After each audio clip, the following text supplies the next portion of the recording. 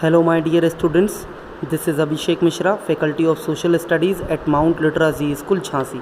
In this video, I am going to teach you Class 9th Geography, Chapter number 2, Physical Features of India.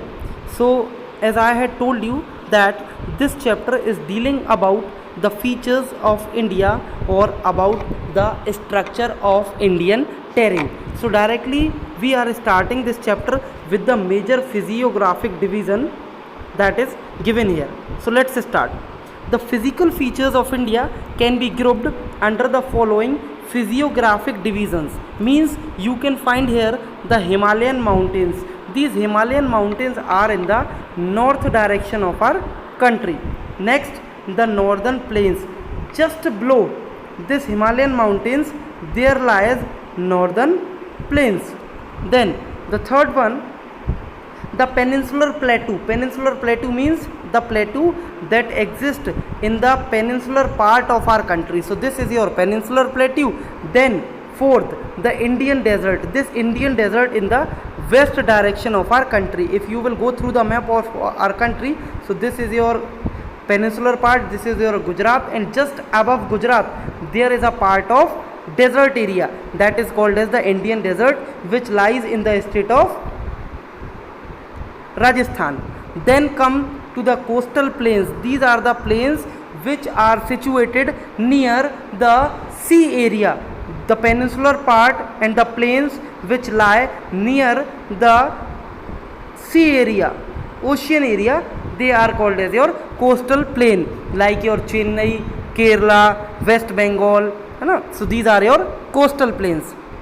Then sixth, the islands. Island means the land that is covered by water from four sides. So the piece of a land that is covered by water from four sides is known as island. You may go through the areas of Andaman and Nicobar Island and Lakshadweep Island that I taught you in chapter number 1 of geography. So directly we are coming to the first physiographic division of our country, that was your Himalayan mountain. So Himalayas are geologically young and structurally fold mountains. Fold mountains means they have a chain of the mountains, from the northern to the eastern direction of our country. Why they are called young and fold mountains? Fold means they have chain and young means they are nearly 5 crore years ago.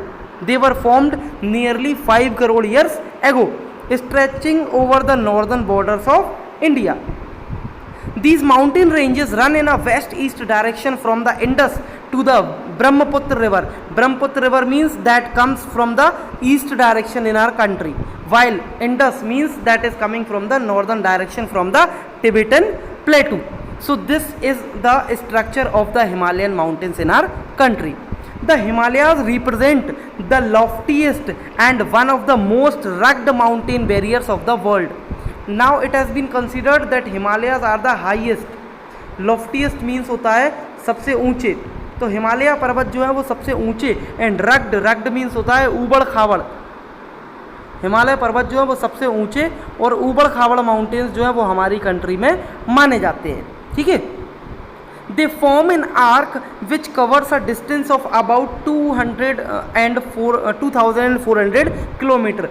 They are in the form of arc that is nearly about 2,400 kilometers long, while their width varies from 400 kilometers to 150 kilometers. The altitudinal variations are greater in the eastern half than those in the western half.